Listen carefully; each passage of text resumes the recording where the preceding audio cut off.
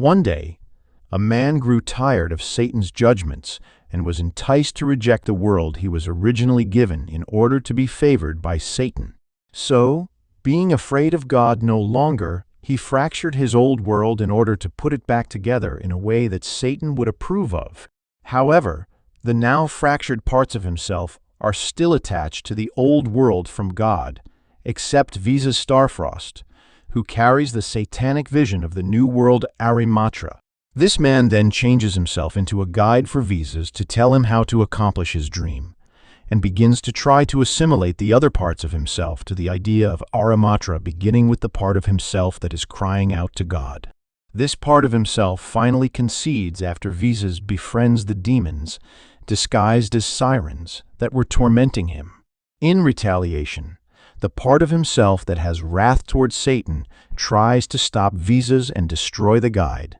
Visas is able to send the guide away, but his wrath towards Satan still wants to destroy the guide. So the guide lends his tri-heart power to Visas to try and stop his wrath.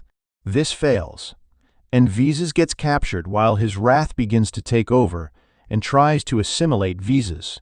Visas won't let the dream die and rejects his wrath towards Satan, assimilating his wrath to the dream. However, his wrath realizes this, and Visas isn't able to fully convince his wrath and turns into Visas Astro Loud. Astro Loud then tries to destroy the aspect of himself that still has faith in the promises of God by destroying his connections to the old world.